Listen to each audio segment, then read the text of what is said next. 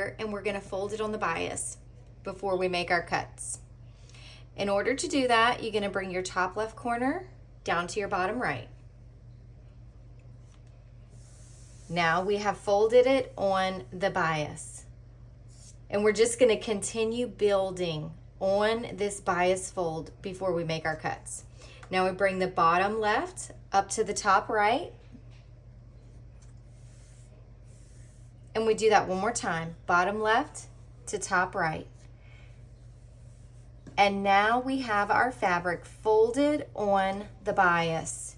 And we've got all of this build up right here that we need to remove before we make our cuts. So turn your fabric the way that it's most comfortable for you in order to make your cuts. And we're gonna make just like a tiny cut to get that, to remove those folded ends right there. Okay, so my first cut, my rotary blade is a little dull. All right, and here is the tape. And see how the stripes make that really cool design? That's why I chose to do bias tape for this one, is so my stripes could have a cool design. The other reason would be so you can go around corners or go around a circle. You need that stretch.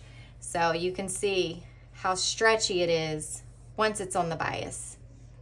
All right, and so my binding strips, I'm actually gonna cut them at 2 1/4.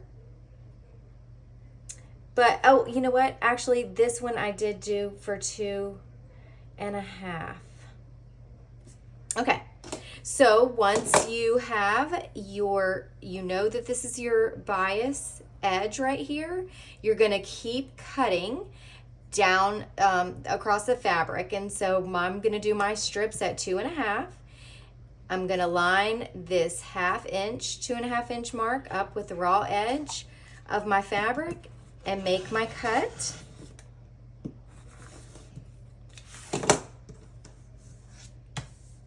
Then I'm going to make my other cut, another one.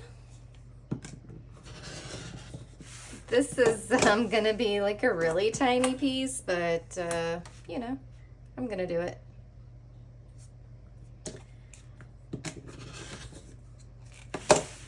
And then you got some cute little leftover triangles.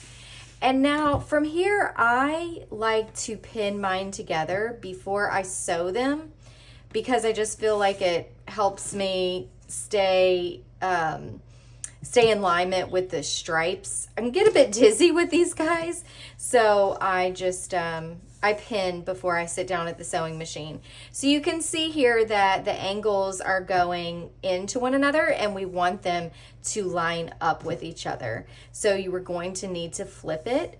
And I see that here I have my white stripe running, and this is just a stripe running this way. So I know that these ends are gonna match up.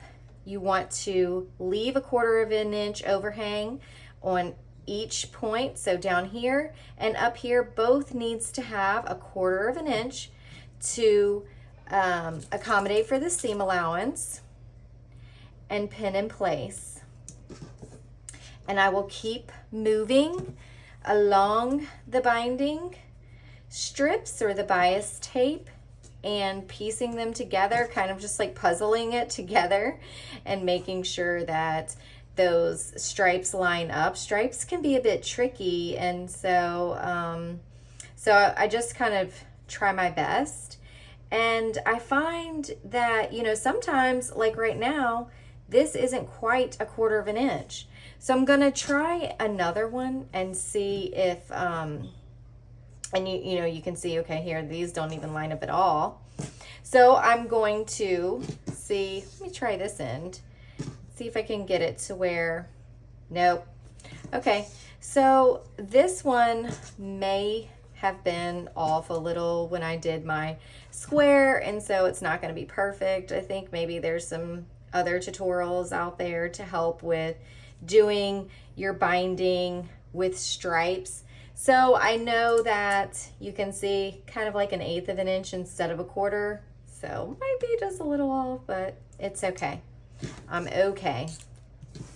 Now we just have the white stripe running this way. And I'm going to find my matching edge, which is right here. Make sure that they are aligned with 1/4 of an inch overhang and pin in place. And then here we go. Just gonna keep doing this. Uh-oh. That's like rule like 101, make sure your blade is sharp, but I didn't do that, so it's okay. I'm gonna keep moving.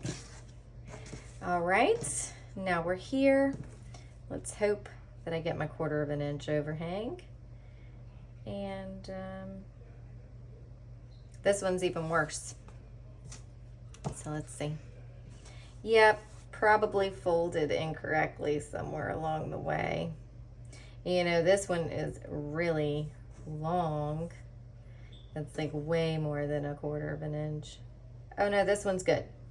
All right, so this is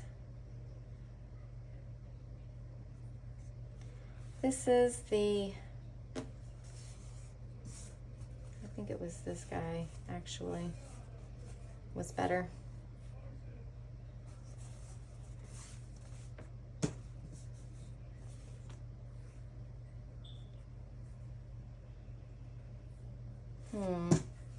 Well, dang it, that's not gonna be very fun, but that's okay. I'm not gonna stress. I'm just gonna keep going. Oh, see, it worked out here. So just kind of like puzzling it together.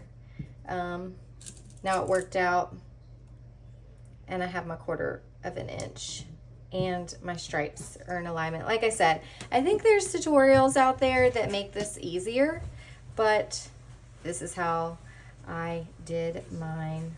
So, and now I will sew those up.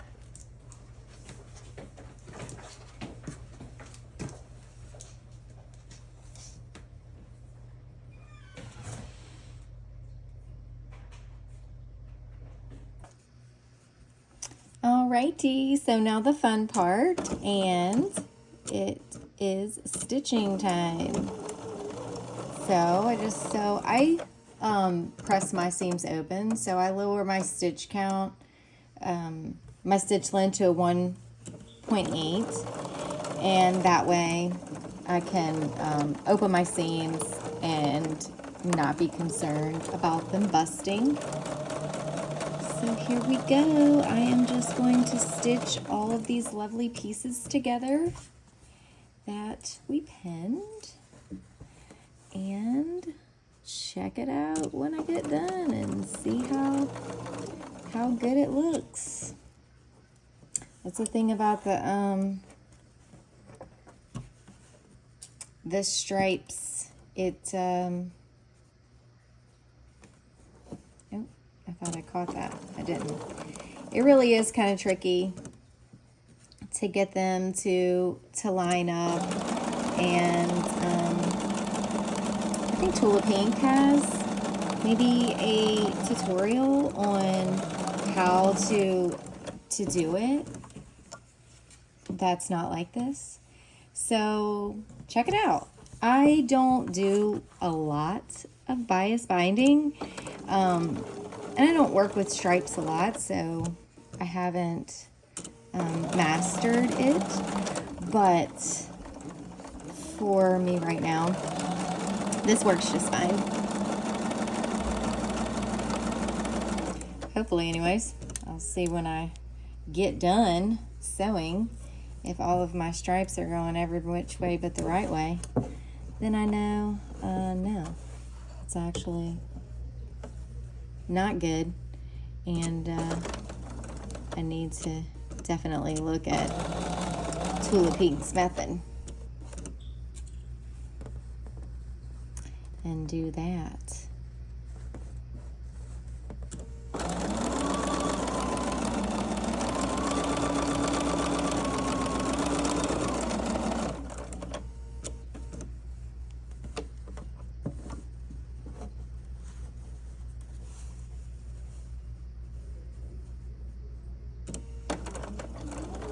So yep, I'm just gonna keep on doing it. Actually, I think this is my last one.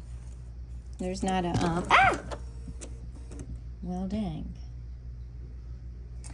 There wasn't an awful lot. I had a small square. Figured that would be good for a binding around my pillowcases. I just am really enjoying making quilted pillowcases right now, or envelope pillows. So I just figured for this I would, here's my lovely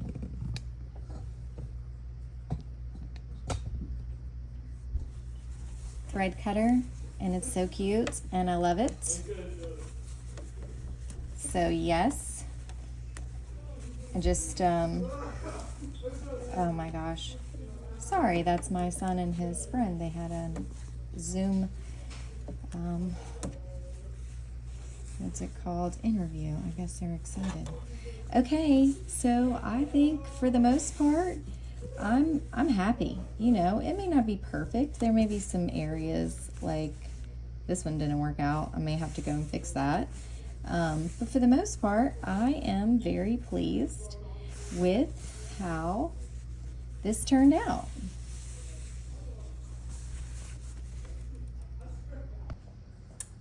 All right, so now that all of your lovely cuts are pieced together to make one continuous bias binding strip, time to iron. Like I said, I press mine open, and I also do a single fold.